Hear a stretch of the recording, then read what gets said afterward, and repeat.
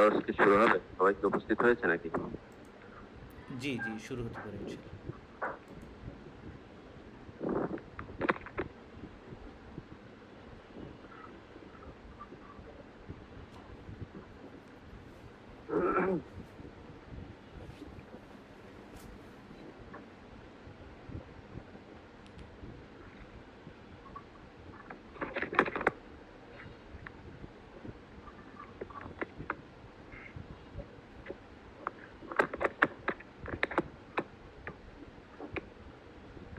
الحمد لله رب العالمين والصلاة والسلام على رسوله الكريم أما بعد।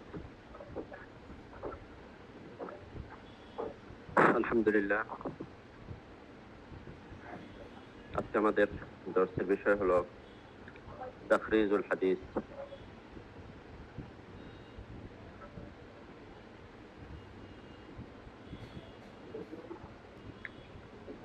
তাখরিজুল হাদিস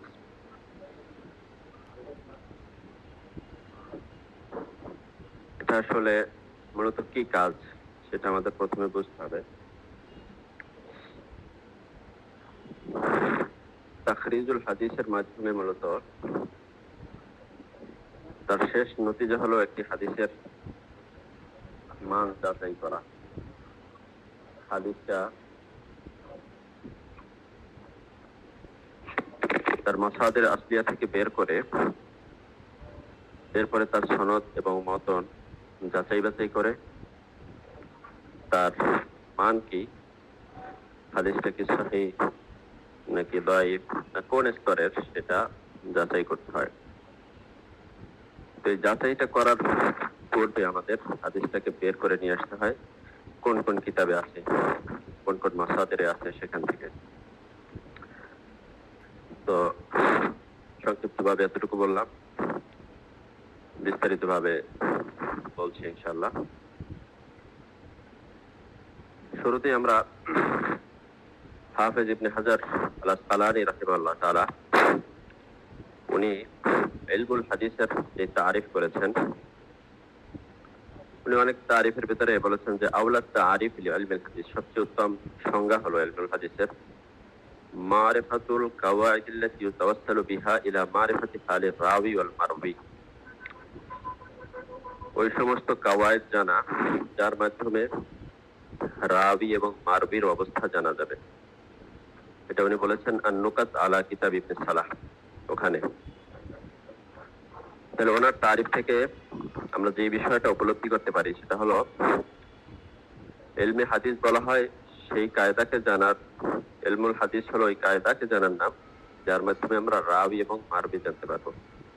রাবি মানে হলো সনদের যে সমস্ত রওয়াত আছে, রাবি আছে, বর্ণনাকারীগণ আছেন তারা, তো তাদের অবস্থা জানা, এবং ওয়াল মারবি, মারবি মানে হলো তাদের বর্ণিত হাদিসটার অবস্থা জানা। তাহলে রাবিদের অবস্থা জানা এবং মারবি মানে মতনের অবস্থা জানা, সনদের এবং মতনের অবস্থা জানা। সুতরাং আমরা বুঝতে পারলাম যে ইলমে হাদিসের মূল কাজই এটা, যে রাবিদের অবস্থা জানা অর্থাৎ সনদের অবস্থাটা জানা, ওয়াল মারবি এবং মতনের অবস্থাটা জানা। এটা জানতে গিয়ে যা যা জানতে হবে সেগুলো নিয়ে উলুমুল হাদিসে আলোচনা হয়ে থাকে। ইমাম হাফেজ ইবনে হাজার আল আসকালানী রাহমাতুল্লাহ আলাইহির কথাটাকে যদি আমরা একটু বিস্তারিত ভাবে বলি এবং সেটা মনে রাখার মতো করে, তাহলে আমরা অনেকে অনেক কিতাব পড়েছি, উলুমুল হাদিসের শরহ নুকবা পড়েছি, কেউ কেউ মুকাদ্দামাত ইবনে সালাহ পড়েছি বা অন্যান্য কিতাবে, সব জায়গায় সহিহ হাদিসের একটি তারিফ উল্লেখ করে বা 5টা শর্ত উল্লেখ করে যে একটা হাদিস সহিহ হতে হলে এটার জন্য 5টি শর্ত দরকার। একটা হলো আদালাতুর রাবি, রাবিগণ আদেল হইতে হবে। 2 নম্বর হলো দপ্তর রাবি, রাবিগণ যাবেত হইতে হবে। 3 নম্বর হলো ইত্তিসালুল ইসনাদ, সনদের ভিতরে ইত্তিসাল থাকতে হবে রাবিদের ভিতরে, ওস্তাদ শাগরিদের। 4 নম্বর হলো আদামুস শুযুজ, হাদিসের সনদে মতনে শুযুজ না থাকতে হবে। 5 নম্বর হলো আদামুল ইল্লাহ, ইল্লাতে কাদেহা না থাকতে হবে। এটা ইবনে সালাহ রাহমাতুল্লাহ আলাইহি বা সবাই সহিহ হাদিসের এই 5টা শর্ত উল্লেখ করে থাকেন, যে 5টি শর্ত পাওয়া গেলে ওই হাদিসটাকে আমরা সহিহ বলতে পারি। এক নম্বর হলো রাবিরা আদেল হতে হবে, সকল রুয়াত সনদের যতজন রাবি আছে সবাই আদেল হতে হবে। 2 নম্বর হলো জব্তুর রুয়াত, রাবিগণ জাবেদ হতে হবে। 3 নম্বর ইত্তিসালুল ইসনাদ, সনদ মুত্তাসিল হতে হবে। 4 এবং 5 আদামুল শুজুজ ওয়াল ইল্লাহ, শুজুজ এবং ইল্লাত না থাকতে হবে। তাহলে একটি হাদিস দিরাসা করার জন্য, একটি হাদিস যাচাই করার জন্য আমাদের এই 5টা শর্ত যাচাই করতে হবে একটা হাদিসের সনদ এবং মতন নিয়ে। সুতরাং আমি যদি ইন্নামাল আমালু বিন্নিয়াত সহজের জন্য এই হাদিসটা বলি, এই হাদিসটা সম্পর্কে জানতে চাচ্ছি যে হাদিসটার মান কি। তো আমার কি করতে হবে, এই হাদিসটার সনদের সব রাবীদের আদালত যাচাই করতে হবে প্রথমে। দ্বিতীয় কাজ, সব রাবীদের জব্দ যাচাই করতে হবে। জব্দ মানে তাদের হেফজ, তারা এই হাদিসকে কতটুকু হেফজ করতে পেরেছেন, হেফাজত করতে পেরেছেন। 3 নম্বরে রাবীদের ভিতরে পরস্পরের ইত্তেসাল আছে কিনা এটা যাচাই করতে হবে। 4 শুজুজ আছে কিনা হাদিসের সনদে মতনে। 5 সনদে এবং মতনের ভিতরে ইল্লাত আছে কিনা। এগুলোর বিস্তারিত আলোচনা সামনে আমরা ইনশাআল্লাহ করব। আমি যেটা বোঝাইতে চাচ্ছি সেটা হলো, একটি হাদিসের যখন আমরা যাচাই করতে যাচ্ছি তখন আমাদের এই 5টা জিনিস মৌলিকভাবে যাচাই করতে হচ্ছে। তাহলে শুরুতেই আমাদের যাচাই করতে হচ্ছে রাবীদের অবস্থা, তার আদালত এবং জব্দ। দ্বিতীয়তে ইত্তিসালুল ইসনাদ, তাহলে প্রথম কাজটাই হলো সনদ নিয়ে। এরপরে শুজুজ এবং ইল্লাত, এটা সনদে হইতে পারে, মতনে হইতে পারে। তাহলে এই যে 5টা শর্ত আমরা খুঁজবো, এই খোঁজার জন্য তো প্রথমে ওই হাদিসটা আমার সামনে আসতে হবে। আমি ইন্নামাল আমালু এটা আমার মুখস্থ আছে, কিন্তু এটা সনদ তো আমার মুখস্থ নাই। আর সনদ মুখস্থ থাকলেও একটা সনদ মুখস্থ আছে, রাবি সব জায়গায় এক না হইতে পারে, বিভিন্ন কিতাবে বিভিন্ন রাবি থাকতে পারে। আর মতনেও সব জায়গায় একই আলফাজ নাই, কোথাও আছে ইয়াতাজাওয়াজু, কোথাও আছে ইয়ানকিহু। একজনে বলছেন প্রশ্ন আছে, প্রশ্ন কি এখন নেব না শেষের দিকে?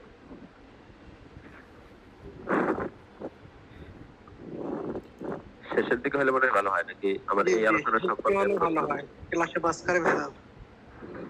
শেষে আপনার? হ্যাঁ, সোয়ালটা শেষ নেব না ইনশাআল্লাহ। তো আমাদের যেহেতু সনদের রাবীদের অবস্থা দেখতে হবে এবং মতনের অবস্থা দেখতে হবে, সুতরাং আমার এই হাদিসটা সম্পর্কে ইন্নামাল আমাল যেটা আমি এখন খুঁজছি, জানতে চাচ্ছি, এই হাদিসটাকে প্রথমে আমার সামনে নিয়ে আসতে হবে। সব কিতাব থেকে যতগুলো মাসাদের আসলি আছে সবগুলো থেকে ওই হাদিসটার সনদ এবং মতন কোথায় কি আছে ভিন্নতা সহ সব আমার সামনে নিয়ে আসলে এরপরে আমরা দেখতে পারবো যে কোন জায়গায় কোন সনদে কোন রাবি আছে, কোন রাবির কি অবস্থা, এগুলো আমরা খুঁজবো। সুতরাং প্রথমে যে কাজটা আমাকে করতে হয় সেটা হলো হাদিসটাকে মাসাদের আসলিয়া থেকে বের করতে হয়। এখন কথা হলো, মাসাদের আসলিয়া কাকে বলা হয়? মাসাদের আসলিয়া হলো মাসাদের মাসদারের জামা, মানে উৎস গ্রন্থ। তো উৎস গ্রন্থ 2 ধরনের হতে পারে। মনে করেন আমাদের মিশকাত শরীফ, মিশকাতও একটা হাদিসের উৎস, কিন্তু এটা মাসাদের ফারাইয়া, আসলিয়া না। অর্থাৎ এখানে অন্য কিতাব থেকে হাদিসগুলো এনে জমা করা হয়েছে। মৌলিকভাবে হাদিসগুলো সাহেবে মিশকাত উনি রিওয়ায়াত করেন না এই কিতাবে, এইটাকে মাসাদের ফারাইয়া বলবো আমরা। আর মাসাদের আসলিয়া হলো ওই সমস্ত কিতাব যেখানে মুসান্নিফ নিজের সনদে হাদিসটাকে উল্লেখ করেছেন, যেমন সহিহুল বুখারী, সহিহ মুসলিম, জামি তিরমিজি, এইগুলো যেগুলো মুসান্নিফ নিজের সনদে হাদিসটা ওখানে উল্লেখ করেছেন, ওটাকে মাসাদের আসলিয়া বলবো আমরা। আর যেখানে অন্য কিতাব থেকে জমা করা হয়েছে, সেই সনদ থাকুক অথবা না থাকুক, সেগুলোকে আমরা মাসাদের ফারাইয়া বলবো। সুতরাং আমাদের প্রথম কাজ হলো মাসাদের আসলিয়া থেকে আমরা হাদিসগুলোকে সামনে নিয়ে আসবো। এরপরে আমরা এই 5টি শর্ত খুঁজে খুঁজে দেখবো যে আছে কিনা। তো এই কাজটাকেই ইলমুত তাখরিজ বলা হয় বা তাখরিজুল হাদিস বলা হয়। আল্লামা শরীফ হাতেম আল আউনি উনি সুন্দর একটা কথা বলেছেন যে উলুমুল হাদিসে পারদর্শী হতে হলে শুরু থেকেই আমাদের 3টা ইলমের সাথে সম্পর্ক রাখতে হবে। আমরা অনেক সময় শুধু মুস্তালাহ করি, হাদিসের ইস্তেলাহগুলো, যেমন শরহে নুকবা, নুকবাতুল ফিকারে আমরা মিশকাতে পড়ি, বা অনেক জামাতে শরহে বেকায়া বা জালালেনেও একটা পড়ানো হয়। শুধু মুস্তালাহগুলো পড়ানো হয়, পরিভাষাগুলো পড়ানো হয়, কিন্তু উনি যেটা বলতে চাচ্ছেন সেটা হলো এই শুধু মুস্তালাহ জেনে ইলমে হাদিসে আমরা কিছু জানতে পারি না, তেমন কিছু, শুধু কিছু শব্দ জানি, এছাড়া তেমন কিছুই জানতে পারি না। এজন্য আমাদের প্রয়োজন হলো তিনটা বিষয়ে ভালোভাবে জানা, তাহলে আমরা এই ফোনের ভিতরে ইতকানের সাথে প্রবেশ করতে পারবো। সেই তিনটা ইলম কি উনি বলছেন, আল ইলমুল আউয়ালু ইলমু উসুলিল হাদিস ওয়া হুয়া মুসতালাহুহু ওয়া কাওয়াইদুহু। মুস্তালাহুল হাদিস এবং কাওয়াইদুল হাদিস, যেটা আমরা শরহে নুকবা বা অন্য কিতাবে পড়ে থাকি, এটা এক নাম্বার। দুই নাম্বার হলো উনি বলেছেন হুয়া ইলমুল জারহি ওয়াত তা'দিল। ইলমুল জারহি ওয়াত তা'দিল সম্পর্কে শুরু থেকেই আমাদের জানতে হবে, তাহলে আমরা এই ইলমে প্রবেশটা শুদ্ধভাবে হবে। ইলমুল জারহি ওয়াত তা'দিল এটাও মুস্তালাহুল হাদিসের একটা শাখা বলা যেতে পারে, তারপর এটাকে আলাদা নামকরণ করা হয়েছে ইলমুল জারহি ওয়াত তা'দিল। তিন নাম্বার বিষয় হলো ইলমু তাখরিজুল হাদিস। তাখরিজুল হাদিস সম্পর্কে আমাদের জানতে হবে। তাহলে এই তিনটা কাজ যখন আমরা একই সাথে করব, তখন উলুমুল হাদিসের ঘ্রাণটা আমরা বুঝতে পারবো যে আমি এই ফোনের দিকে ধাবিত হচ্ছি, বা এই ফোনের ঘ্রাণটা আমার নাকে আসছে। না হয়তো শুধু যদি আমরা মুস্তালাহ করি, তখন মানে বিশাল এক মরুভূমিতে, কুল কিনারাহীন মরুভূমিতে চলার মতো হবে। এজন্য এই তিনটা বিষয় আমাদের একই সাথে জানতে হবে: মুস্তালাহ, ইলমুল জারহ ওয়াত তা'দিল এবং ইলমু তাখরিজুল হাদিস।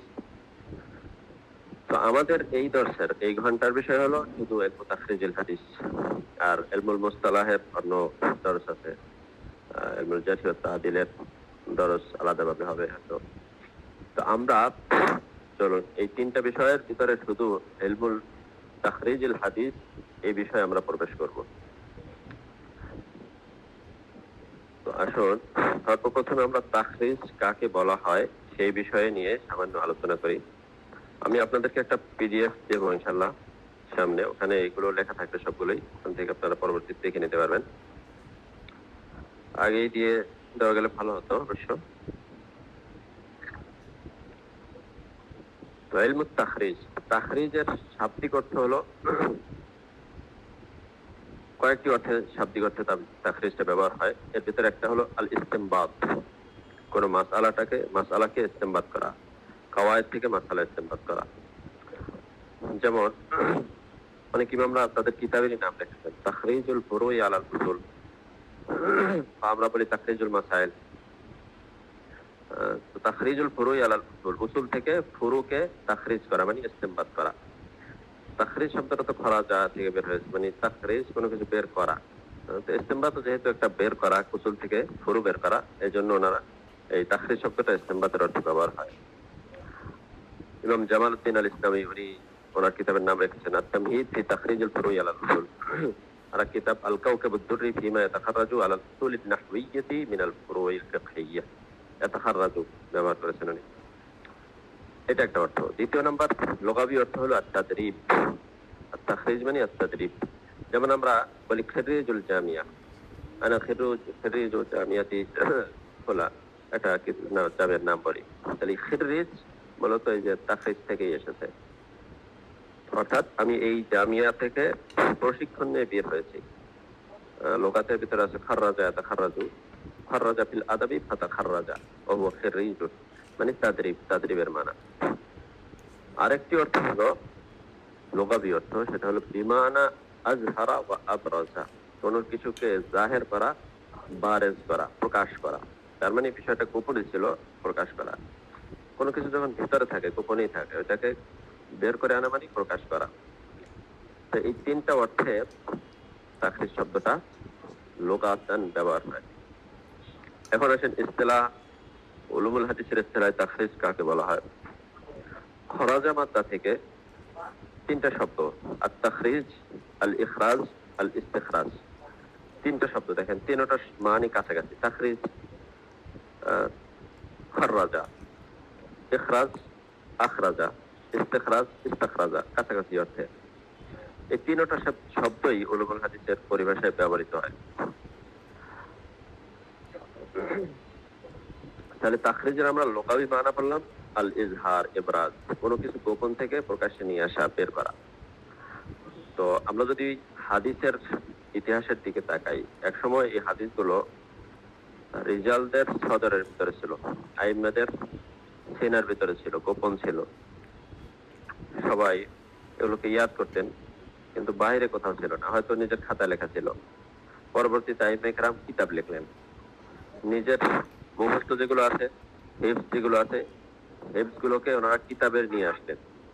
তখন হলো কি, বুকের ভিতরে যেগুলো গোপন ছিল সেগুলোকে তারা কিতাবের পাতায় পাতায় ইজহার করলেন, ইবরাজ করলেন। যেমন ইমাম বুখারী রাহিমাহুল্লাহ তাআলা উনি সহিহুল বুখারী লিখেছেন, মানে ওনার কাছে যে হাদিসগুলো গোপন ছিল ওইগুলোকে উনি জাহির করলেন। তো এইটাও একটা তাকরীর। এই জন্য আমরা বলি যে খাররাজাহুল ইমাম বুখারী ফি সহিহিহি, বিভিন্ন কিতাবে দেখবেন এভাবে লেখে, একটা হাদিস বর্ণনা করে বলে যে খাররাজাহুল ইমাম বুখারী ফি সহিহিহি। আবার অনেক কিতাবে দেখবেন যে বলে যে আখরাজাহুল ইমাম বুখারী ফি সহিহিহি, আখরাজাহুল ইমাম আত-তিরমিজি ফি জামিইহি। তাহলে খররাজা, আখরাজা দুইটা শব্দ তারা ব্যবহার করে। এই শব্দগুলো তো তাখরিজ থেকেই এসেছে, ইখরাজ থেকেই এসেছে। অর্থাৎ এই হাদিসটা গোপনে ছিল তার সদরের ভিতরে, ওখান থেকে উনি কিতাবের পাতায় নিয়ে আসলেন। তাহলে আমরা এইটাকে একটা তাখরিজ ধরতে পারি।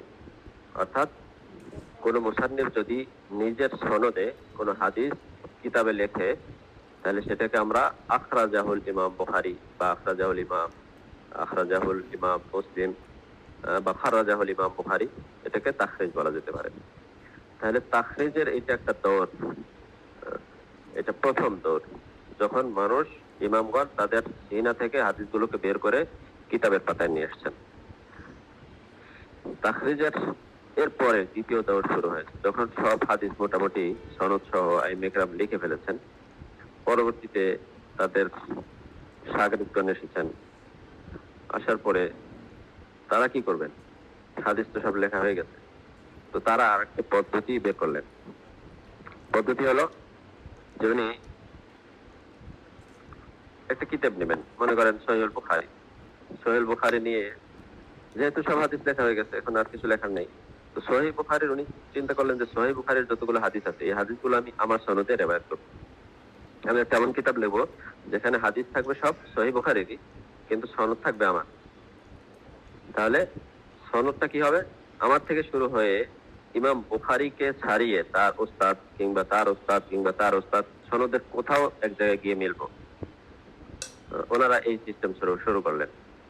তাহলে এইটা তাখরিজের আরেকটা দৌর। অর্থাৎ যখন মূল তাখরিজের কাজ শেষ হয়ে গেছে, তখন যারা আইম্মা ইকরাম এসেছেন তারা এই কাজটা করলেন যে কোন একটা কিতাব নিয়ে ওই কিতাবের হাদিসগুলোকে নিজের সনদে রিওয়ায়াত করে ওই আগের সনদের কোথাও গিয়ে মিলবে। সাধারণত একটা সনদ তো এক ধরনের হয়ে থাকে, সাহাবী যদি এক হয় কোথাও না কোথাও গিয়ে মিলে যায়, তো কোথাও গিয়ে মিলবে।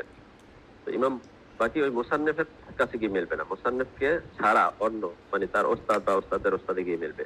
এতে কি হয়, অনেক সময় তার সনদটা দেখা যায় যে মুসান্নিফের তরিকে গেলে সনদে রিওয়ায়াত করলে হয়তো একটু নাজেল হতো, একজন রাবি বেশি হতো, একজন রাবি কম হয়, সনদটা একটু আলী হয়।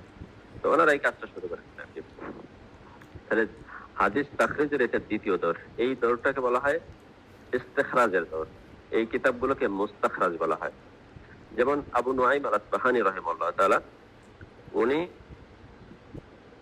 কিতাব লিখলেন সহিহ মুসলিমের উপরে, নাম দিলেন আল মুসনাদুল মুস্তাখরাজ আলা সহিহিল ইমাম মুসলিম।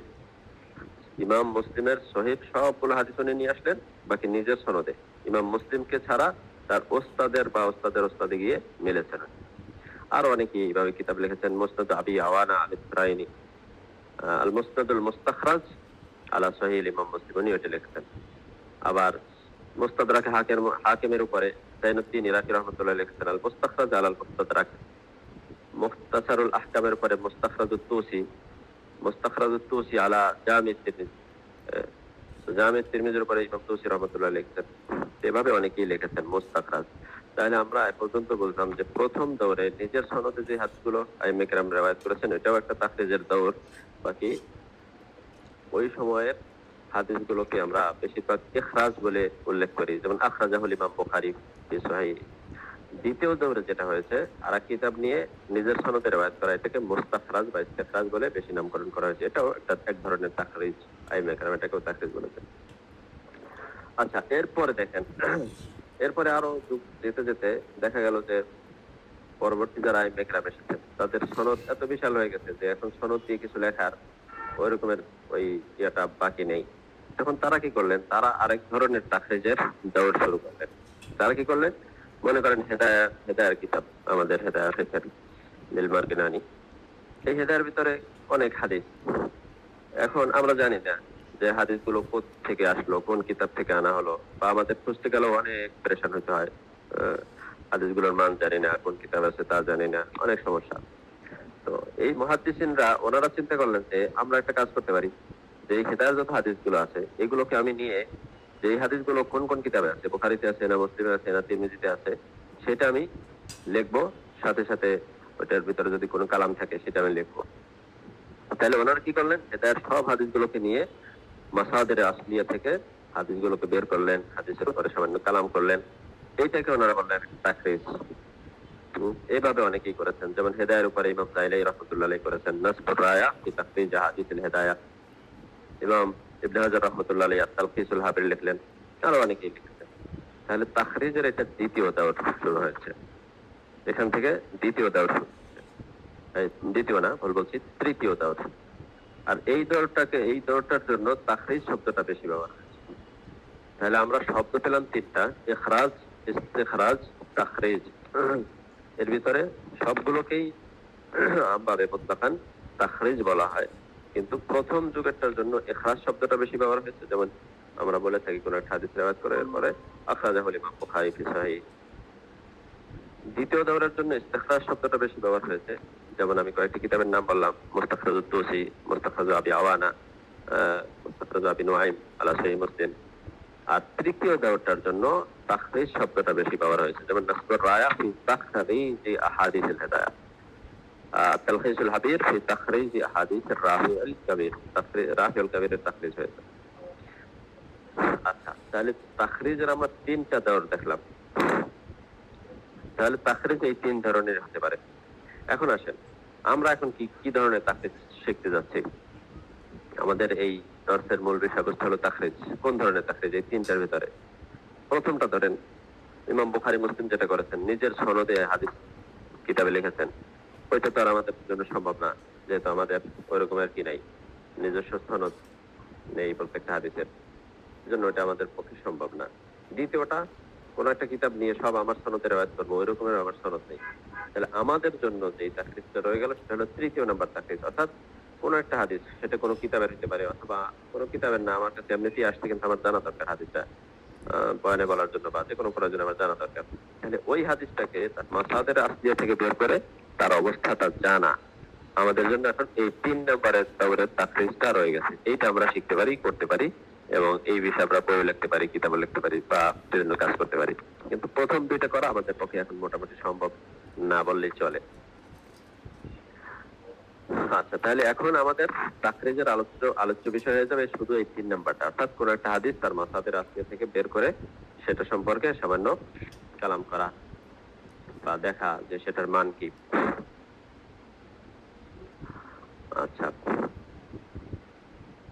তাহলে আমরা কোন একটা কিতাবের হাদিস, অথবা আমার একটা হাদিস মন চাইলো, মনে করেন ইন্নামাল আমাল বিন্নিয়াত, এই হাদিসটা আমার মন চাইলো যে এইটার অবস্থাটা আমি দেখবো যে কেমন কি। তো আমি কি করব, আমি মাসাদের আসলিয়া থেকে হাদিসটা বের করব। বের করার পরে এটা সম্পর্কে আমি লিখবো। কি লিখবো? যেটা বুখারীতে আছে এত জায়গায়, মুসলিমে আছে এই জায়গায়, তিরমিজিতে আছে এই জায়গায়, এই যে লিখলাম, এটাকে বলা হয় আজবুন, নিসবত করা। নিসবাতুন মানে নিসবাতুল হাদিসি ইলাল কিতাব ইলাল মাসাদিরিল আসলিয়া। আজবুল হাদিস ইলাল মাসাদিরিল আসলিয়া। আজবুন মানে নিসবাতুন আর কি। তাহলে কোন হাদিসকে তার মাসাদের আসলিয়া থেকে নিসবত করা এবং পরবর্তীতে তার সম্পর্কে কালাম করা, এটাই হয়ে গেছে আমাদের মূল তাখরিজের বিষয়। তাহলে এই যে নিসবতটা আমরা করব, একটা হাদিসের কিতাবের দিকে একটা হাদিসকে আমি নিসবত করলাম, এই নিসবতটা আমি সংক্ষিপ্তও করতে পারি, আবার একটু লম্বা করেও করতে পারি, আবার একটু মাঝামাঝি ধরনের করতে পারি। এজন্য তাখরিজের যারা কিতাব লিখেছেন ওনারা 3 ভাগ করেছেন এই আজমুনকে, নিসবতকে। অর্থাৎ সেটা সংক্ষিপ্ত হতে পারে। যেমন আমরা অনেক কিতাবের হাসিয়ের ভিতরে, ইদানিং তালিকের ভিতরে দেখি যে হাদিসের উপরে একটা টিকার দিয়ে নিচে লিখে দেয় যে আখরাজাহুল ইমাম বুখারী, আখরাজাহুল ইমাম আত-তিরমিজি ফি জামিইহি। সংক্ষিপ্ত ভাবে বলে দেয়। তাহলে এটাকে হলো আল আজবুল মুখতাসার আমরা বলবো। আল আজবুল মুখতাসার মানে সংক্ষিপ্ত আমি বলে দিলাম হাদিসটা বুখারীতে আছে, হাদিসটা তিরমিজিতে আছে, শেষ। এরপরে আরেকটু যদি আমি লম্বা বলি তাহলে আখরাজাহুল ইমাম বুখারী ফি সহিহিহি, এরপরে আমি কোন পৃষ্ঠা নাম্বারটা বললাম বা হাদিসের রকমটা বললাম, তাহলে তার জন্য আরেকটু সুবিধা হলো। এটাকে আমরা আল আজবুল মুতাওয়াসসিত বলতে পারি। আরেকটি হলো আল আজবুল মুতাওয়াল, লম্বা করে। অর্থাৎ আমি বললাম আখরাজাহুল ইমাম আল বুখারী ফি সহিহিহি কিতাবুল ইলমি বাবু ফাজলিল ইলমি, এরপরে জিলদ নাম্বার 2 সফা নাম্বার 503 হাদিস নাম্বার 3302। এরপরে হাদিস এই পর্যন্ত আমরা গেলাম। এরপরে বললাম যে এই হাদিসটা সহিহ। তাহলে কতগুলো কাজ করলাম? প্রথমে নিষ্পত করলাম লম্বা করে, এরপরে হাদিসটার মানটা উল্লেখ করে দিলাম। এটাকে বলবে আল আজবুল মুতাওয়াল। তাহলে এখানে আমি কি করলাম? কিতাবের নাম বলি, শুধু ক্ষান্ত করলাম না। কারণ যদি শুধু আমি বলি যে আখরাজাহুল ইমাম বুখারী, তো কোন ব্যক্তি যাচাই করতে চাচ্ছে যে বুখারীর ভিতরে কোথায় আছে হাদিসটা, তো সে কিভাবে খুঁজবে হাদিসটা? বুখারীতে গেল, এরপরে তার খুঁজতে কষ্ট হয়ে যাবে।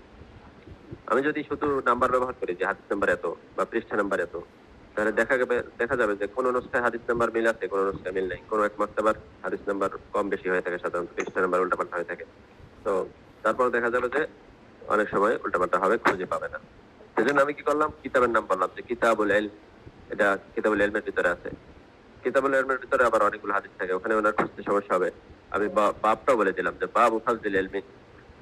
তাহলে একটা বাবের ভিতরে সাধারণত 3-4টা এর বেশি হাদিস থাকে না, বা বেশি থেকে বেশি ধরলাম 10টাই হাদিস থাকবে। তো 10টার ভিতরে একটা হাদিস খুঁজে বের করা অনেক সহজ। এরপরে আমি আরো সহজের জন্য হাদিসের জিলদ, সফা, রকম সব ব্যবহার করলাম।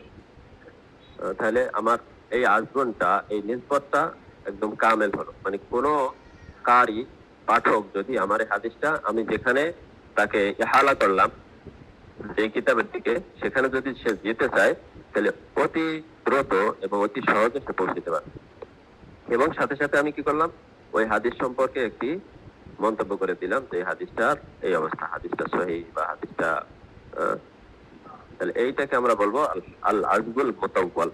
তাহলে আমরা পেলাম যে আমরা তাখরিজ করবো কি, কোন একটা হাদিসকে তার মাসাদির আসলিয়া থেকে বের করে ওইটার হুকুম জানা। কিভাবে করব?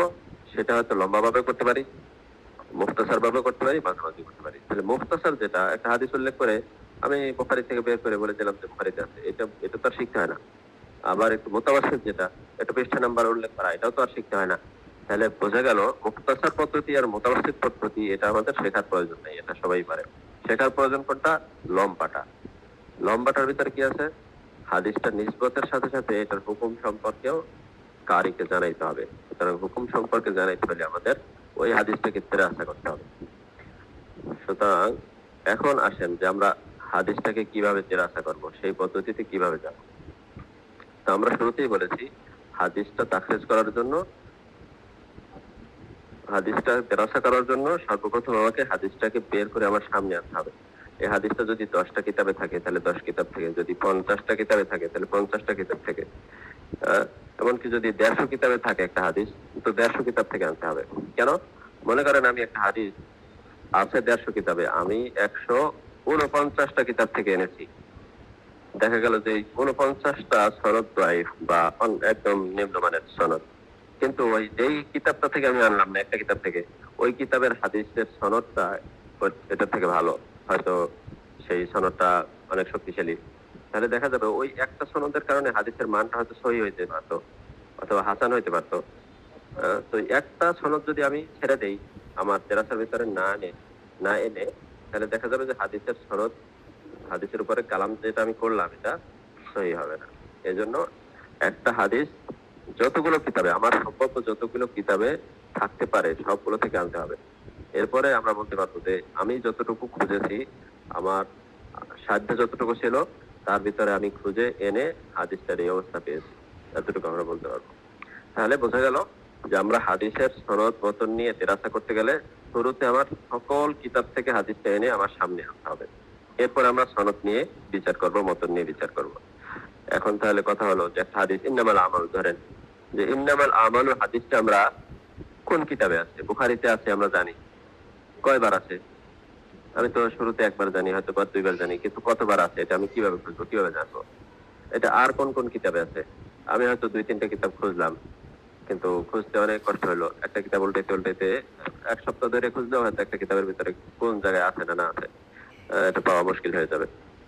এই জন্য সহজে কিভাবে একটা হাদিসকে বড় বড় কিতাব থেকে বের করা যায় সেই পদ্ধতি নিয়ে আমাদের বর্তমান সময়ের মুহাদ্দিসিনরা আমাদেরকে কিছু দিক নির্দেশনা দিয়েছেন, এবং আমাদের আগের মুহাদ্দিসিনরা আমাদের জন্য ওই পদ্ধতিগুলো আবিষ্কার করে গিয়েছিলেন।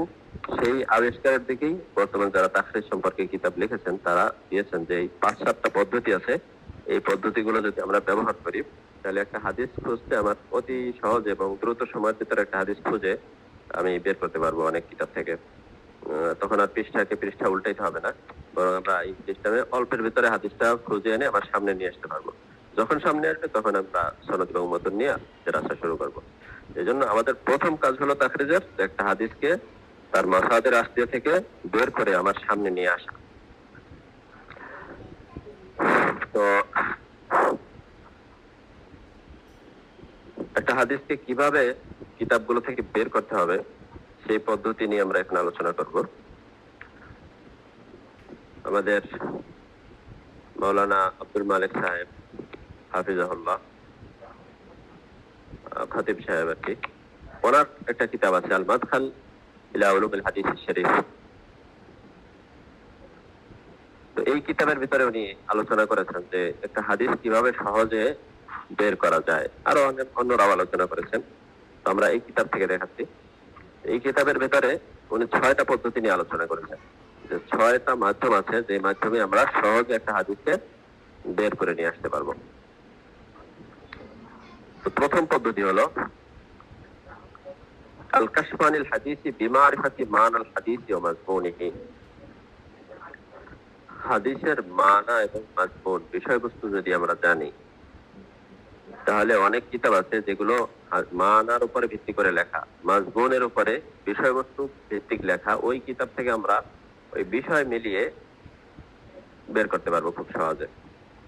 যেমন আমি যদি একটি সালাতের হাদিস, আমি যদি বুঝি যে এটা এই হাদিসে সালাতের কথা বলা হচ্ছে, তাহলে আমরা খুব সহজেই কিতাবুস সালাতে কিন্তু যেতে পারি। যে কিতাবগুলো বাব ভিত্তিক লেখা, ওখানে কিতাবুস সালাতে গেলাম, তো খুব সহজে আমরা পেয়ে যাব। এজন্য আইম্মা ইকরাম যেই সকল কিতাব লিখেছেন আমাদের জন্য, তার ভিতরে প্রধান একটা অংশ হলো অনেকগুলো কিতাব হলো বাব ভিত্তিক লেখা, ফিকহি আবওয়াবের উপরে, কিতাবুস সালাত, কিতাবুস যাকাত, কিতাবুল সাওম। তাহলে এই যে কিতাবগুলো আছে এই কিতাবগুলো থেকে আমরা হাদিসের মানাটা জানলে, হাদিসের মাযমুনটা জানলে সহজে কোন ভাবে থাকতে পারে, কোন কিতাবের ভিতরে থাকতে পারে, এটা আমরা একটা ধারণা করতে পারবো। ওখানে গিয়ে খুঁজলেই আমরা খুব সহজে পেয়ে যাব। আরেকটি পদ্ধতি হলো মৌলিক পদ্ধতি, আল কাশফু আনহু বিমারিফাতিস সাহাবিয়্যিল্লাযী রাওয়াহু। অনেকগুলো কিতাব লেখা হয়েছে সাহাবীদের অনুযায়ী, তারতিবে, অর্থাৎ এক সাহাবীর নাম উল্লেখ করা হয়েছে, ওই সাহাবীর যতগুলো হাদিস সবগুলো এক জায়গায় নকল করা হয়েছে। তাহলে আমার হাদিসটার সাহাবী কে ওইটা যদি আমি জানি, মনে করেন আমার হাদিসের সাহাবী হযরত আবু হুরায়রা রাদিয়াল্লাহু তাআলা, তাহলে আবু হুরায়রা রাদিয়াল্লাহু তাআলা আনহু ওখানে গেলেই আমরা হাদিসটা খুঁজে পেয়ে যাব। এই কিতাবগুলোকে বলা হয় মাসানিদ, মুসনাদ। যেমন মুসনাদুল ইমাম আহমদ, মুসনাদুল বাজ্জার, মুসনাদুল শামিয়্যিন লিতাবরানী, মুসনাদুল ইমাম শাফিঈ, অনেকের মুসনাদ আছে। এই মুসনাদগুলোর তারতিব হলো সাহাবী কেন্দ্রিক, অর্থাৎ মুসনাদ আবি হুরায়রা বলেন, মুসনাদ আবি হুরায়রা লেখার পরে আবু হুরায়রা রাদিয়াল্লাহু তাআলা থেকে রিওয়ায়াতকৃত সব হাদিসগুলো উনি এখানে নিয়ে আসবেন। মুসনাদ ওমর ইবনে খাত্তাব, তাহলে আমার হাদিস যদি ওমর ইবনে খাত্তাব থেকে হয় তাহলে আমরা সহজেই মুসনাদ ওমর ইবনে খাত্তাব করলে ওখানে আমরা হাদিসটা পেয়ে যাওয়ার যথেষ্ট সম্ভাবনা আছে। তাহলে আমাদের প্রাচীন আইম্মা ইকরাম, মুতাকাদ্দিমিন, মুহাদ্দিসিন, তারা এই 2টা পদ্ধতিতেই মূলত কিতাবাদি লিখেছেন। হয়তো সেটা আবওয়াব ভিত্তিক, যেমন আমরা সিহাহ গুলো দেখি, সহিহ বুখারী, সহিহ মুসলিম, সুনান গুলো দেখি, মুসান্নাফ গুলো দেখি, মুওয়াত্তা গুলো দেখি। তাহলে এই যে মুসান্নাফ, মুওয়াত্তা, সুনান, জামে, এই সবগুলো হলো আবওয়াব ভিত্তিক লেখা, বাব ভিত্তিক লেখা। তাহলে এখান থেকে আমরা এই বাবের মাধ্যমে খুব সহজে বুঝতে পারি। আর কিছু কিতাব হলো মুসনাদ কেন্দ্রিক লেখা, মাসানিদ, যেমন মুসনাদুল ইমাম আহমদ, মুসনাদুল বাজ্জার, অনেকের মুসনাদ আছে। তো এই দুই পদ্ধতিতেই আইম্মে কেরাম, মুতাকাদ্দিমিন আইম্মে কেরাম কিতাব লিখেছেন। আচ্ছা, এখন মনে করেন আমি একটা হাদিস খুঁজতেছি, সালাতের হাদিস। আমি চিন্তা করলাম যে কিতাবুস সালাতে থাকবে। সহিহ বুখারী খুলে কিতাবুস সালাত খুঁজলাম, মুসলিমে খুঁজলাম, তিরমিজিতে খুঁজলাম, পাচ্ছি না। ক্ষতি হতে পারে। আবার আমার হাদিসের সাহাবী আমি জানলাম যে আবু হুরায়রা, আমি মুসনাদ খুলে হযরত কি বলে মুসনাদুল ইমাম আহমদ খুলে ওখানে আবু হুরায়রা রাদিয়াল্লাহু তাআলা আনহুর মুসনাদ খুলে ওখানে হাদিসটা খুঁজতে শুরু করলাম। দেখলাম যে হযরত আবু হুরায়রা থেকে প্রায় 5000-এর উপরে হাদিস বর্ণিত। ওই 5000 হাদিসের ভিতরে আমি কিভাবে আমার হাদিস খুঁজে বের করবো? সেটা তো আরেক মুশকিল। এই জন্য মুতাকাদ্দিমিনের এই দুইটা পদ্ধতি সহজ ছিল, কিন্তু আমাদের জন্য সহজ নয়। কাদের জন্য সহজ ছিল? যারা ওই ফানের লোক ছিলেন, মুহাদ্দিসিন ছিলেন, তাদের জন্য এই দুইটা পদ্ধতি অনেক কার্যকর ছিল। কিন্তু আমরা এখন এত দুর্বল হয়ে গেছি যে তারা এই তারতিব দেওয়ার পরেও আমরা এখন হাদিসটা খুঁজে পাই না।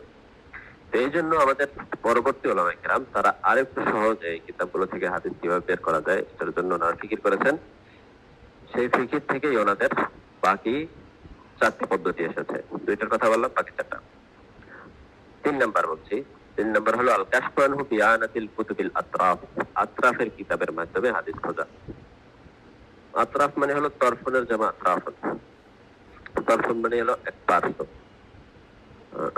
তাহলে হাদিসের এক পার্শ্ব, শাব্দিক অর্থ আর কি। আমরা দেখি যে হাদিসের কিছু শব্দ আছে যে শব্দগুলো অন্য হাদিসের সাথে মেলে না। যেমন যদি আমি বলি যে বিন্নিয়াত, তাহলে সবার কিন্তু মনে পড়বে যে ইন্নামাল আমালু বিন্নিয়াত, কারণ অন্য হাদিসে সাধারণত এই শব্দ থাকার কথা না, বা থাকলেও এক দুইটা। তাহলে প্রত্যেকটা হাদিসেই সাধারণত এমন দু একটা শব্দ থাকে যে শব্দটা অন্য কিছুর সাথে মেলে না, বারের শব্দ, ওইটাকেই হাদিসের তরফ বলা হয়, আতরাফ বলা হয়। তাহলে এই শব্দ দিয়ে ওনারা ফেরেস তৈরি করেছেন। ওই ফেরেসের মাধ্যমে আমরা খুব সহজে হাদিসটা বের করতে পারি। 3 নাম্বার গেল। আমরা মুখতাসার ভাবে শুরুতে বলে নিচ্ছি, এরপরে বিস্তারিত প্রত্যেকটা নিয়ে আলোচনা করবো ইনশাআল্লাহ, কারণ প্রত্যেকটার ভিতরে একটু ঝামেলাও আছে, আবার একটু কথাও আছে। 4 নাম্বার পদ্ধতি আল কাশফু আনহু বিমারিফাতি আউয়ালিহি, হাদিসটা খোঁজা বিমারিফাতি আউয়ালিহি, হাদিসের শুরুর শব্দটা জানার মাধ্যমে। অর্থাৎ মনে করেন আমি ইন্নামাল আমালু খুঁজতেছি, তাহলে আমি যদি ইন্নামাল আমালু শুরুর শব্দটা কি ইন্নামা যদি জানি, তাহলে এই কিতাবগুলো লেখা হলো লুগাতের মতো করে, অর্থাৎ শুরুর অক্ষরটা দিয়ে, হরফটা দিয়ে হাদিসগুলোর তারতিব দেওয়া হয়েছে। সুতরাং যত হাদিস শুরু হয়েছে হামজা দিয়ে, ওগুলো হামজার ঘরে থাকবে। যত হাদিস শুরু হয়েছে বা দিয়ে, বায়ের ঘরে থাকবে। যত হাদিস তা দিয়ে শুরু হয়েছে, তায়ের ঘরে থাকবে। তাহলে আমার এখানে শুধু জানা দরকার যে আমার হাদিসের শুরুর অংশটা কি, ওইটার হরফটা কি। যদি আলিফ হয় তাহলে আলিফ যাই খুঁজবো, বা হলে বায়ে যাই খুঁজবো। তাহলে এটা একদম সহজ পদ্ধতি। এরকম অনেক কিতাব আছে, যে কিতাবের মাধ্যমে আমি শুধু আমার এতটুকু নিশ্চিত হইতে হবে যে আমি যতটুকু হাদিস মুখস্থ আছে এটা কি শুরুর অংশ কিনা হাদিসের, নাকি মাঝখানের অংশকে আমি শুরু মনে করছি। অনেক সময় হয় যে মাঝখানের একটা অংশকে হয়তো আমি অতটুকু মুখস্থ করছি, বা কোনো ছোট কিতাব পেয়েছি অতটুকু অংশ ছিল। তো এতটুকু নিশ্চিত হইতে হবে যে আমার এটা শুরুর অংশ কিনা। শুরুর অংশ হলে ওই কিতাবের ভিতরে আমরা সহজেই ওইটা শুরুটা মিলিয়ে, বা হলে বায়ের ঘরে যাবো, তাহলে তায়ের ঘরে যাবো। কারণ সেই কিতাবগুলো কি আমরা পরবর্তীতে ইনশাআল্লাহ আলোচনা করবো সব নিয়ে। 5 নাম্বার পদ্ধতি আল কাশফু আনহু বিআনাতিল ফারিসিল মুজামা, আইমায়ে কেরাম কিছু ফেরেস তৈরি করেছেন। বিশেষ করে বর্তমান সময়ে অনেক ধরনের ফেরেস তৈরি হয়েছে। সেই ফেরেসের মাধ্যমে হাদিসগুলো খুঁজে বের করা। এর ভিতরে বিষয়ভিত্তিক ফেরেস আছে, যেটা আমরা সবাই জানি, প্রত্যেক কিতাবের শেষে বিষয়ভিত্তিক ফেরেস। তারপরে এই যে আগে যেটা পদ্ধতি বললাম বিমারিফাতি আউয়ালি, অর্থাৎ শুরুর শব্দের মাধ্যমে। এখন আধুনিক যতগুলো কিতাব বের হচ্ছে ছাপা হয়ে, সবগুলোর শেষে এই ফেরেসটা দেওয়া থাকে। প্রত্যেকটা কিতাবের, বুখারী, মুসলিম সবগুলোই দেখবেন যে শেষের দিকে আলিফ বা তায়ের তারতিবে সব হাদিসগুলো সাজানো আছে। তাহলে আমার হাত যদি আমি বুখারীতে খুঁজতে চাই, ওই শেষের অংশ দেখলেই আমি সহজেই খুঁজতে পারবো। আবার কিছু ফেরেস তৈরি করা হয়েছে আলাম হিসাবে, নাম হিসাবে, ব্যক্তিদের, বড় বড় ব্যক্তিদের। তাহলে আমার হাদিসে যদি বড় কোনো ব্যক্তি থাকে, ইমাম আবু হানিফা, বা ইমাম আবু হানিফা তো আর হাদিস থাকবে না, মনে করেন ওমর ইবনুল খাত্তাব, বা কোনো সাহাবীর নাম, কোনো নবীর নাম, আদম, নূহ, মূসা, তো ওই নামগুলো দিয়ে ওনার ফেরেস তৈরি করেছেন। তো ওখানে গেলে আমার হাতে ওই মুসা কোথায় আছে ওই পৃষ্ঠা নাম্বার দেওয়া থাকবে, ওখানে গেলে আমি খুঁজে পাবো। আবার কিছু ফেরজ তৈরি করা হয়েছে আমাকিন দিয়ে, স্থানের নাম দিয়ে। যেমন অনেক হাদিসের ভিতরে স্থানের নাম আছে, ইরাক, শাম, খোরাসান, হিন্দ, তারপরে অনেক স্থানের নাম আছে। ওই স্থানগুলোতে ওনারা ফেরজ তৈরি করছেন। অনেক ধরনের ফেরজ আছে যেগুলো বিভিন্ন কিতাবের শেষে আমরা খুঁজলেই পাবো যে অনেক ধরনের ফেরজ তৈরি করা আছে। ওই ফেরজের মাধ্যমে আমরা সহজে হাদিস খুঁজে বের করতে পারি। 6 নম্বর পদ্ধতি হলো আল কাশফু আনহু বিয়ানাতিল হাসুবিল আলী ওয়া বারাবিজিল হাদিস। কম্পিউটারের মাধ্যমে এবং কম্পিউটারের যেই সফটওয়্যার গুলো তৈরি করা হয়েছে হাদিসের জন্য, হাদিস খোঁজার জন্য, এই সফটওয়্যার গুলোর মাধ্যমে অতি সহজেই হাদিসগুলো বের করা যায়। এবং আমাদের তো এখন সবার হাতেই অ্যান্ড্রয়েড সেট থাকে, মোবাইলের মাধ্যমে মোবাইলের ভিতরে ওই অ্যাপগুলো ইনস্টল করা যায়। তো ওখান থেকে আমরা খুব সহজেই হাদিসগুলো বের করতে পারি যদি হাদিসের ওই অ্যাপটা নামানো থাকে। এরকম অ্যাপ হলো মনে করেন আল মাকতাবাতুশ শামিলা। এটার ভিতরে অনেক হাদিসের কিতাব, এখন বোধহয় প্রায় 1000 ছাড়িয়ে গেছে হাদিসের কিতাবের সংখ্যা। এরপরে আছে মাকতাবাতুল আল মাকতাবাতুল ইসলামিয়া। এটা একটা হাদিস বলতে মানে সব ধরনের কিতাব আছে, হাদিস আছে, ফিকহ আছে, তাফসীর আছে, সব ধরনেরই আছে। এগুলো যেমন কম্পিউটারে চালানো যায়, ল্যাপটপে, এবং সাথে সাথে মোবাইলেও চালানো যায় অ্যাপগুলো। আপনারা এগুলো সবাই জানেন বোধহয়। তারপরে আছে জামিউল খাদিমুল হারামাইন শরীফাইন। এখানে শুধু হাদিস প্রায় 30টা 33টা, হ্যাঁ একদম দেখলাম 33টা কিতাব আছে এটার ভিতরে, শুধু হাদিসের কিতাব মাশহুর যেগুলো। তো এটা আরো সুবিধা হলো এটা প্রত্যেকটা রাবি সম্পর্কে ওই রাবির নামের উপর ক্লিক করলে রাবির অবস্থা কি এটাও জানা যায়। এটা এই সফটওয়্যারের একটা সুবিধা। এরকম একটা জামিল কুতুবিত তিসা আছে 9 কিতাবের। অনেক ধরনের সফটওয়্যার এখন বের হয়েছে। এই সফটওয়্যারের মাধ্যমে আমরা খুব সহজে হাদিসের একটা অংশ লিখে ক্লিক করলেই হাদিসটা বের হয়ে যাবে কোথায় কোথায় আছে। তাহলে মোটামুটি আমরা 6টা পদ্ধতি নিয়ে আলোচনা করলাম সংক্ষেপে। এই 6 পদ্ধতি ব্যবহার করে আমরা হাদিসগুলোকে বের করতে হবে, বের করে আমার সামনে নিয়ে আসতে হবে। হয়তো খাতায় লিখবো অথবা সেটাকে আমার ল্যাপটপে নিয়ে আসবো, বা যে কোনো জায়গায় আমার সামনে মোটামুটি নিয়ে আসতে হবে আর কি। আমরা এই 6 পদ্ধতি যে কোনো পদ্ধতি ব্যবহার করতে পারি। একটাই ব্যবহার করতে হবে এটা জরুরি না, যেটা কঠিন ওটা আমার ব্যবহার করতে হবে জরুরি না, যেটা সহজ আমার জন্য। এক একজনের জন্য এক একটা সহজ হতে পারে। এই জন্য আমার সামনে যে ওয়াসাইল আছে সেই ওয়াসাইল দিয়ে যেটা সহজ সেই মাধ্যমে আমরা বের করতে পারি। তো এই গেল সংক্ষিপ্ত আলোচনা এই 6 পদ্ধতির। এখন আমরা বিস্তারিত যাব। এর আগে একটা বিষয় হলো যে আমরা এই 6 পদ্ধতিতে খুঁজবো, ঠিক আছে, কিন্তু খুঁজবোটা কোথায়? আমাদের যদি মাসাদিরুস সুন্নাহর নাম জানা না থাকে বা পরিচয় জানা না থাকে তখন আমরা খুঁজবো কোথায়? এই জন্য আমাদের আগে একটা কাজ করা দরকার, সেটা হলো মাসাদিরুস সুন্নাহর একটা পরিচয় আমাদের জানা দরকার। মানে কোন কোন কিতাবের ভিতরে খোঁজা যায়। আমি যদি নামই জানি না, আমি নাম জানি 10টা কিতাবের মনে করেন, তো 10টা কিতাবের বাইরে আর কি কি কিতাব আছে ওটা যদি নাম না জানি তো ওইটার ভিতরে যে খুঁজতে হবে এটা তো আমি জানবো না। এই জন্য কমপক্ষে হাদিসের 1-150 কিতাবের নাম তো আমার জানা থাকতে হবে, যে এই কিতাবের ভিতরে আমার হাদিসটা খুঁজতে হবে। তাহলে মাকতাবার শামিলা থাকলে আমি কিতাবের নাম তো ওখানে দেওয়া আছে, কিতাবটাও আছে, কিন্তু আমি হয়তো চিনলাম না এটাকে। এই জন্য আমাদের গুরুত্বপূর্ণ কাজ হলো যে মাসাদিরুস সুন্নাহ গুলোকে চেনা। এই জন্য কি পদ্ধতি ব্যবহার করা যায় মাসাদিরুস সুন্নাহ গুলোকে চেনার জন্য? আমার কাছে পিডিএফ আছে, ওই পিডিএফ আপনাদেরকে ইনশাল্লাহ আমি ক্লাসের শেষে দিয়ে দেব। পিডিএফ এর 60 নাম্বার পৃষ্ঠায় মাসাদিরুস সুন্নাহর কিছু পরিচয় দেওয়া আছে। কিছু কিতাবের কত ধরনের হাদিসের কিতাব আছে, প্রায় এখানে 10টা ধরন আকসাম। এর ভিতরে সিহা, জাওয়ামে, মাসানিদ, সুনান, তারপরে মাজামে, মুসান্নাফাত, মুওয়াত্তাআত, মুস্তাদরাকাত, এই ধরনের প্রায় 10 ধরনের কিতাবের নাম লেখা হয়েছে, পরিচয় দেওয়া হয়েছে। তো এই কিতাবগুলো সম্পর্কে আমাদের প্রথমে একটা আইডিয়া নিতে হবে, তাহলে আমরা হাদিস যখন খুঁজতে যাব তখন কিতাবগুলো খুঁজে পাবো, না তো আমরা হয়রান হয়ে যাবো, পরেশান হয়ে যাবো। সেই জন্য এই পিডিএফটা দেওয়ার পরে আপনারা এখান থেকে আশা করি দেখে নেবেন। আর আরেকটি বিষয় হলো যে আমরা যে 6টা পদ্ধতি বললাম হাদিসটা বের করার, এই 6টা পদ্ধতি আমরা সবগুলো একটু পরীক্ষা করে দেখতে হবে নিজের। না হয়তো মনে করেন আমি আপনাকে রাজার বাড়ির কাহিনী বললাম, যে আমাদের এলাকায় একটা রাজার বাড়ি আছে, সেখানে এই আছে, সে আছে, বাগান আছে, কুমির আছে, অনেক ধরনের পশু পাখি আছে। বলার পরে শুনতে তো অনেক ভালো লাগবে, কিন্তু পরবর্তীতে আপনাকে জিজ্ঞেস করলে এগুলো বলা সম্ভব না, আমাকে জিজ্ঞেস করলে আমি বলতে পারবো না। হ্যাঁ, যদি আমি নিজে গিয়ে দেখে আসি, আপনি নিজে গিয়ে দেখে আসেন, তাহলে মুখস্থও করতে হবে না, আপনি নিজেই আরেকজনকে গল্প বলে শোনাতে পারবেন যে এই আছে সে আছে। এই জন্য আমি যা যা বললাম এগুলো এগুলো পরবর্তীতে আপনাকে জিজ্ঞেস করলে বলা সম্ভব না। আমাকে জিজ্ঞেস করলে আমি বলতে পারবো না। আহ, এটা স্বাভাবিক। এজন্য আমরা যদি নিজে একটু এই পদ্ধতিগুলো একটু পরীক্ষা করে দেখি নিজের চোখে, তখন আমাদের আর মুখস্থ করতে হবে না, আমাদের জন্য এটা একদম আসান বিষয় হয়ে যাবে। এজন্য যে 6টা পদ্ধতি বললাম একটু খোঁজাখুঁজি করে নিজেকে দেখতে হবে, যেহেতু আমরা অনলাইনে আছি, কাছাকাছি নেই, এই জন্য একটু কষ্ট। তারপরও আমরা যদি চেষ্টা করি তাহলে সম্ভব। বিশেষ করে আমরা যেহেতু অনলাইনে আছি, এই জন্য যাদের ল্যাপটপ আছে, কম্পিউটার আছে, তারা শামেলা ব্যবহার করবেন, অথবা মাকতাবাতুল ইসলামিয়া বা যে কোনো মাকতাবা।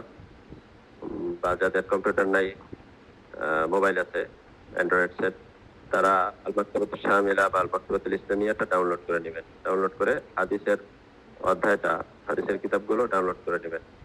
নিয়ে ওখানে হাদিসগুলো কিভাবে খুঁজতে হয় একটু নাড়াচাড়া করে দেখবেন যে এভাবে খুঁজতে হয়।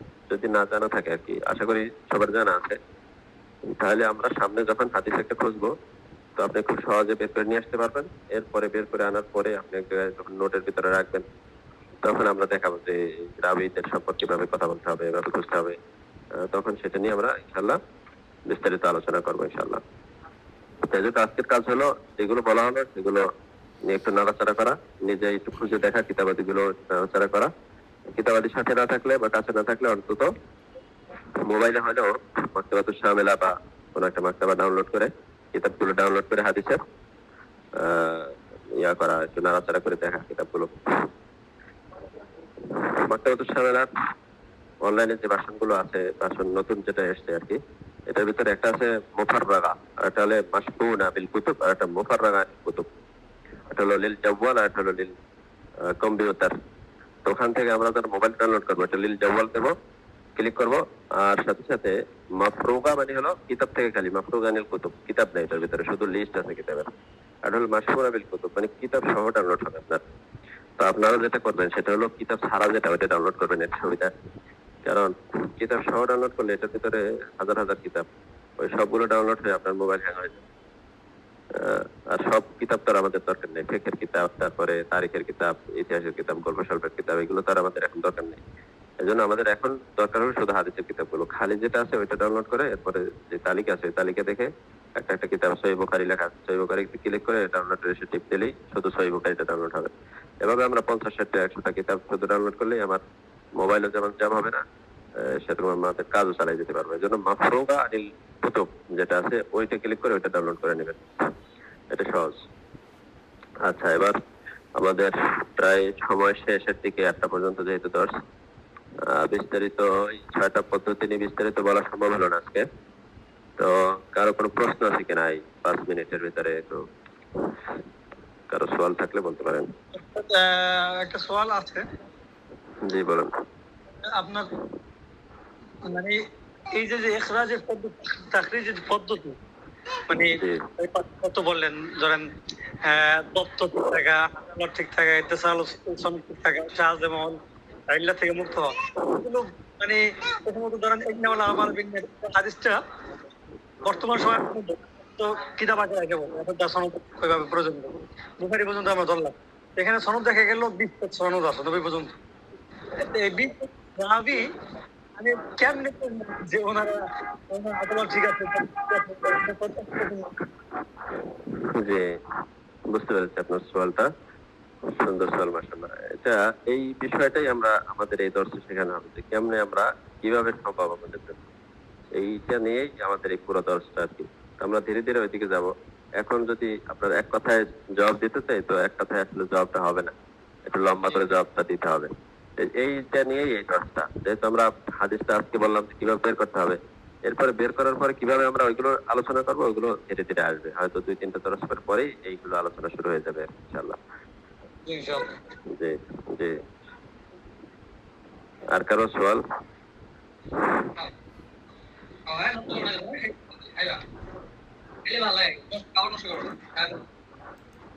আর কারো সওয়াল নাই বোধ হয়, তাহলে আমি এই পিডিএফটা দিয়ে দেবো ইনশাআল্লাহ। এখান জি, থেকে ইনশাআল্লাহ। আরো তাকরিজের বিভিন্ন কিতাব আছে, আব্দুল মালিক সাহেবের আছে, তারপর তুরুকু তাকরিজুল হাদিস আছে, তারপরে অনেক কিতাব আছে, এগুলো আপনারা অনলাইনে চাইলে ডাউনলোড করে নিতে পারবেন। আর উস্তাদ, প্রথমত এখন জি বলেন। মাদখাল ইলা উলুমুল হাদিস আব্দুল মালিক সাহেব হুজুর যেটা, ওটা কি অনলাইনে পাওয়া যায়, ডাউনলোড করা যাবে? ওইটা না, ওইটা পাওয়া যায় না। বাকি অন্য আরব দেশের বিভিন্ন জনের কিতাব পাওয়া যাবে। ওইটা যেমন আপাতত এখনো পাওয়া যায় না আর কি। যেমন তুরুকু তাখরিজুল হাদিস আছে, এটা আপনারা ডাউনলোড করতে পারবেন। তারপরে তাখরিজুল হাদিস লিখে আপনি পিডিএফ লিখে সার্চ দেবেন, দেখবেন যে 2-4-5টা কিতাব চলে আসছে। বাকি আমার মনে হয় যেটা, সেটা হলো যে এখন আপাতত ওই বইগুলো না পড়লে ভালো। আমরা যখন এই 10টা শেষ করব, তখন আপনি দেখবেন যে এগুলো আপনার জন্য অনেক আসান। আর এখন দেখলে হয়তো অনেক সময় দেখবেন যে আপনি একটা বিষয় বলতে চাচ্ছে, একটু কঠিন হয়ে যাবে, মনে করেন যেটা বিশাল কিছু হয়তো। এই জন্য আমাদের 10টা একটু সামনে আগায় যাক, এরপর আপনি বিভিন্ন কিতাব মোতালা করা শুরু করেন, দেখবেন যে অনেক সহজ। তো এই জন্য আমরা যে পিডিএফটা এখন আপাতত দেব, ওইটা থেকে আপাতত দেখেন। আর কিতাবগুলো ডাউনলোড করে রাখতে পারেন। যখন আমাদের 2-4টা দর্শ শেষ হয়ে যাবে, এরপরে আপনি শুরু থেকে অন্য কিতাব দেখলেও দেখবেন যে সহজ। আমরা যেগুলো পড়ছি ওইগুলোই তারা হয়তো অন্য ইবারতে বলতেছে বা অন্য তারতিবে বলতেছে, এই আর কি। এখন একসাথে অনেকগুলো তারতিব দেখলে হয়তো মাথার ভিতরে ইয়া হবে আর কি, একটু সমস্যা তৈরি হবে। সেজন্য আমার পরামর্শ হলো যে 2-4টা দর্শ যাক, এরপরে অন্য কিতাব পড়বেন ইনশাল্লাহ।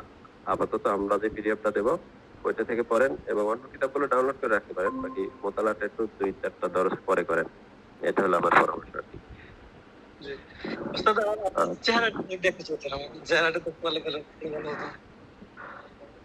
আমার চেহারা আসলে না, দেখা গেল আমি উস্তাদের পাশ দিয়ে গেলাম, আমি উস্তাদকে চিনলাম না। মানে এটা খুবই জি দুঃখজনক। জি জি, মানে অনেক সময় দেখা যায় আমরা প্রস্তুত থাকি না, তো এই জন্য আমরা পরিবেশ, রুম সুন্দর থাকে না, বিজয় দেখে আচ্ছা, বোঝা তো যাচ্ছে না। হ্যাঁ, তো আমরা সামনে ইনশাল্লাহ অন্য একটা দর্শক প্রস্তুত হয়ে ইনশাল্লাহ আমরা ভিডিও চালু করবো না। আজকে হয়তো তো জি থাক, যেহেতু প্রস্তুতি নেই। জি জি ইনশাল্লাহ। জি, উস্তাদ, তাহলে এই পর্যন্ত থাক নাকি? জি আসসালামু ইনশাআল্লাহ। আলাইকুম রহমতুল্লাহ। সালাম ওয়া রাহমাতুল্লাহি ওয়া বারাকাতুহু। ওয়ালাইকুম আসসালাম।